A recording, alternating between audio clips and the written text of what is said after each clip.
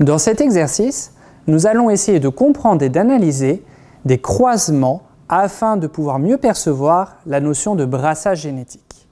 Dans un premier temps, il faut bien décrypter l'énoncé pour pouvoir mieux poser les bases de l'exercice. On vous propose un croisement de deux souris issues de lignées pures. Les lignées pures, cela signifie que ces souris sont homozygotes pour les gènes considérés. Nous allons ici étudier deux gènes en faisant l'hypothèse que chacun de ces deux gènes existe, s'exprime sous deux versions, deux allèles différents. Dans un premier temps, nous allons étudier le pelage avec un allèle pelage agouti que l'on va noter N+, ou pelage noir que l'on va noter N. Puis, nous allons considérer la coloration qui est non uniformément répartie. On parle de phénotype Piebald, nous allons le noter R, ou alors uniformément répartie, non Piebald, que nous allons noter R+.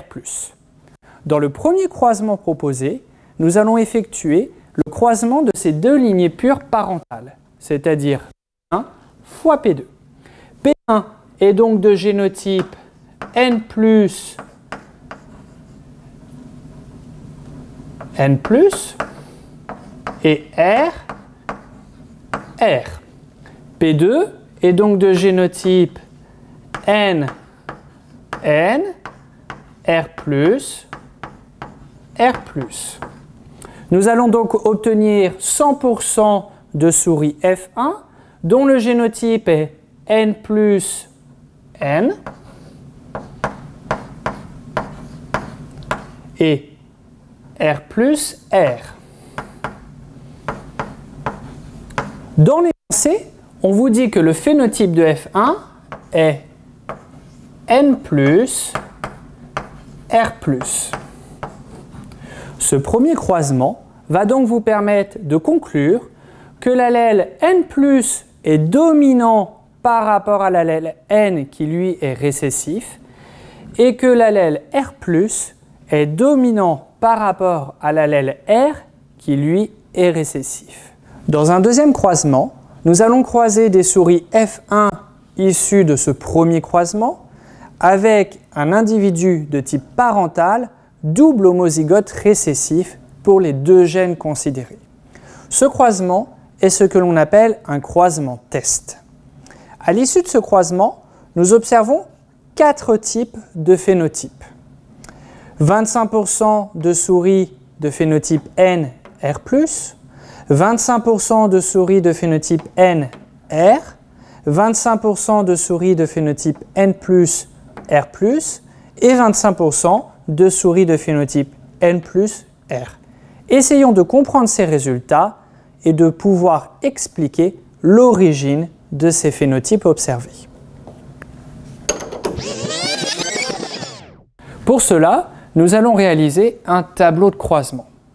Nous l'avons dit, croisement entre des souris F1 qui peuvent transmettre plusieurs types d'allèles, N+, et R+, ou alors N+, R, ou encore N, R+, ou encore N et R. En revanche, les souris de type P2 ne peuvent transmettre qu'une seule combinaison, N et R, ces souris étant double homozygote récessif pour ces gènes. Quel est le résultat de ces croisements? Ici, nous allons avoir un génotype N+, N, R+, R. Ici, un génotype N+, N, R, R.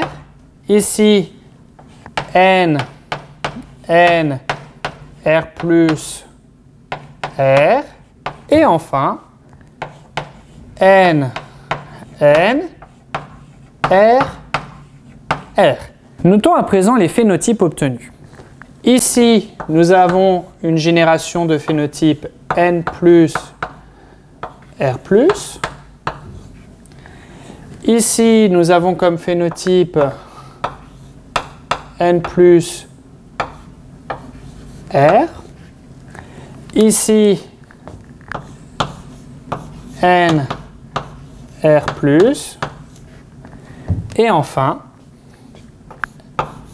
N, R. Nous voyons 25% de chacun de ces 4 phénotypes. Ce tableau, nous l'avons réalisé en considérant l'hypothèse que ces 2 gènes étaient indépendants. Si l'on compare avec les proportions obtenues et citées dans l'énoncé, nous pouvons voir qu'il s'agit exactement des mêmes proportions. Ainsi, les 2 gènes considérés dans cet exercice sont bien indépendants, ce qui est le signe et le témoin d'un brassage interchromosomique. Ce schéma vous permet d'illustrer les mécanismes qui ont pu se dérouler expliquant les différents phénotypes obtenus. En effet, le brassage interchromosomique permet d'illustrer la répartition aléatoire des chromosomes homologues au moment de la première division de l'anaphase 1. C'est ainsi qu'en se répartissant aléatoirement, les cellules filles issues de la méiose auront obtenu des chromosomes portant des allèles différents.